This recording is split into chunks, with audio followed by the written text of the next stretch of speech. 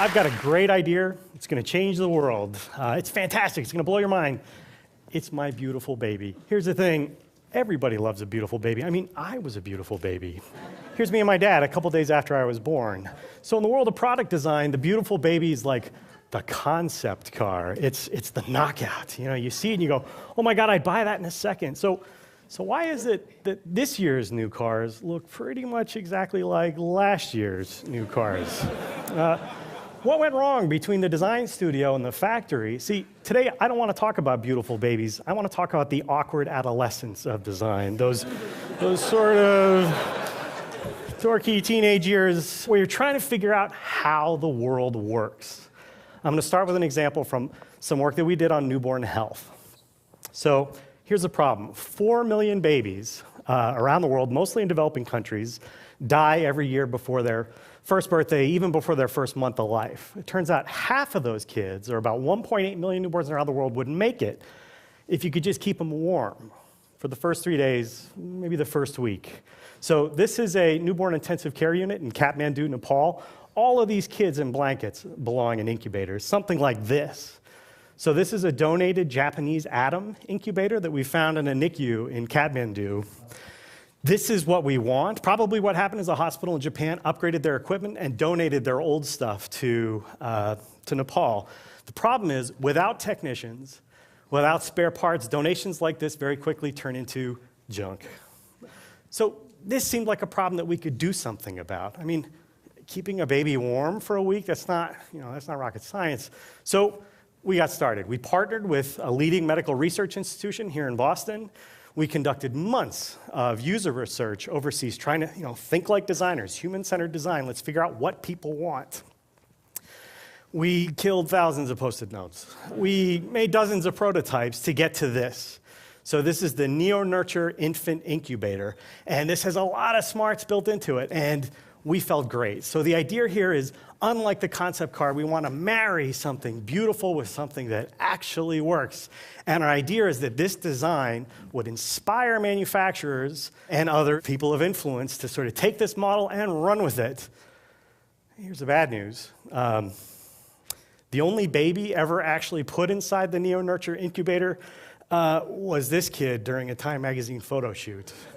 So, recognition is fantastic. We want design to get out, for people to see it. It won lots of awards, but it felt like a booby prize. I mean, we wanted to make beautiful things that are going to make the world a better place, and I don't think this kid was even in it long enough to get warm. So it turns out that design for inspiration doesn't really. I guess what I would say is that for us, for what I want to do, it's either too slow or it just doesn't work. It's ineffective. So really, I want to design for outcomes. I don't want to make beautiful stuff. I want to make the world a better place. So when we were designing NeoNurture, we paid a lot of attention to the people who are going to use this thing. For example, poor families, rural doctors, overloaded nurses, even repair technicians. We thought we had all our bases covered. We'd done everything right. Well, it turns out there's this whole constellation of people who have to be involved in a product for it to be successful. Manufacturing, financing, distribution, regulation.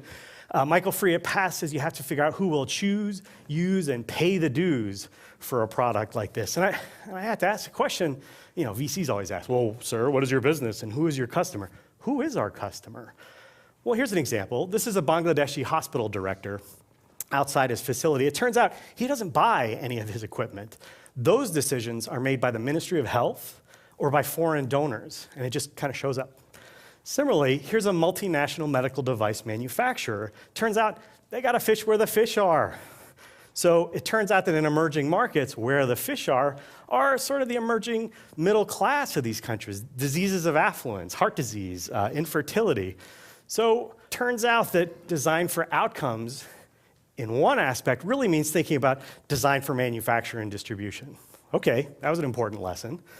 Second, we took that lesson and tried to push it into our next project. So we started by finding a manufacturer, an organization called MTTS in Vietnam that manufactures newborn care technologies for Southeast Asia.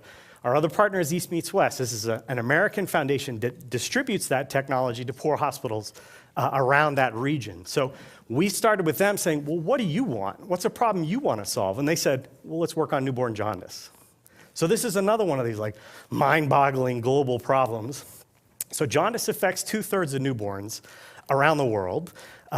Of those newborns, 1 in 10, roughly, if it's not treated, the jaundice gets so severe that it leads to either lifelong disability or the kids could even die.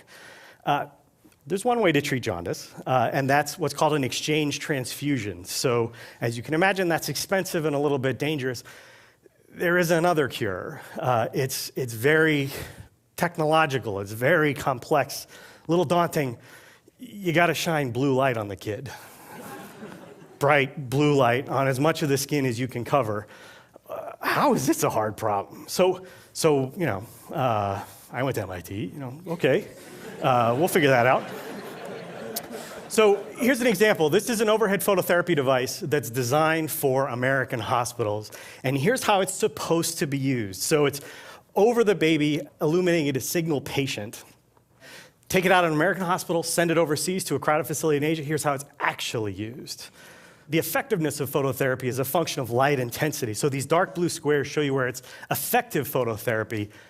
Here's what it looks like under actual use. So those kids on the edges aren't actually receiving effective phototherapy, but without training, without some kind of light meter, how would you know? We see other examples of problems like this. So here's the neonatal intensive care unit where moms come in to visit their babies. And keep in mind that mom maybe just had a C-section. Okay, so that's already kind of a bummer. Mom's visiting her kid. She sees her baby naked, lying under some blue lights, looking kind of vulnerable. It's not uncommon for mom to put a blanket over the baby. From a phototherapy standpoint, maybe not the best behavior. In fact, that sounds kind of dumb.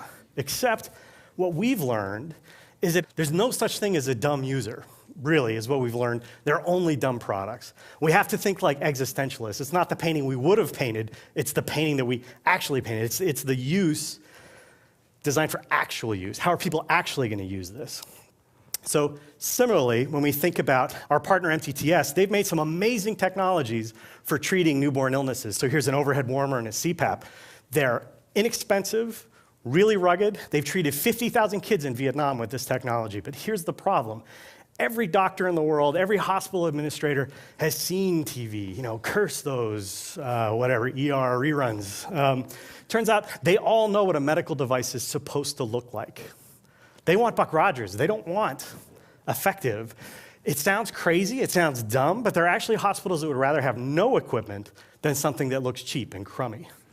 So again, if we want people to trust the device, it has to look trustworthy. So thinking about outcomes, turns out appearances matter. So we took all that information together, we tried this time to get it right, and here's what we developed. So this is the Firefly phototherapy device, except this time, we didn't stop at the concept car. So from the very beginning, we started by talking to manufacturers. Like, our goal is to make a state-of-the-art product that our partner MTTS can actually manufacture. So our goal is to study how they work, the resources that they have access to, so that they can make this product. So that's the design for manufacture question. When we think about actual use, you'll notice that Firefly has a single bassinet. It only fits a single baby. And the idea here is that it's obvious how you ought to use this device. If you try to put more than one kid in, you're kind of stacking them on top of each other. So the idea here is we say you want to make it hard to use wrong. In other words, you want to make the right way to use it the easiest way to use it. Another example, it's, again, silly mom. Silly mom thinks her baby looks cold, wants to put a blanket over the baby. Well, that's why we have lights above and below the baby in Firefly. So if mom does put a blanket over the baby, still receiving effective phototherapy from below. Last story here, I've got a friend in India who told me that you haven't really tested a piece of electronic technology for distribution in Asia until you've trained a cockroach to climb in and pee on every single little component on the inside. You think it's funny. I had a laptop in the Peace Corps, and the screen had all these dead pixels on it. And one day I looked in, they were all dead ants that sort of gotten into my laptop and perished, those poor ants. So with Firefly, what we did is, the problem is electronics get hot, and you have to put in vents or fans to keep them cool in most products. We decided that, okay, I can't put a do not enter sign next to the vent, this kind of thing. We actually got rid of all that stuff. So Firefly's totally sealed. These are the kind of lessons, as awkward as it was to be a pretty goofy teenager, Much worse to be a frustrated designer. So thinking about, okay, what I really want to do is change the world. I have to pay attention to manufacturing and distribution. I have to pay attention to how people are actually going to use a device. I actually have to pay attention. Really, there's no excuse for failure. I have to think like an existentialist. I have to accept that there are no dumb users. There's only dumb products. We have to ask ourselves hard questions. Are we designing for the world that we want? Are we designing for the world that we have? Are we designing for the world that's coming, whether we're ready or not? I got into this business designing products. I've since learned that if you really want to make a difference in the world, you have to design outcomes. And that's design that matters. Thank you.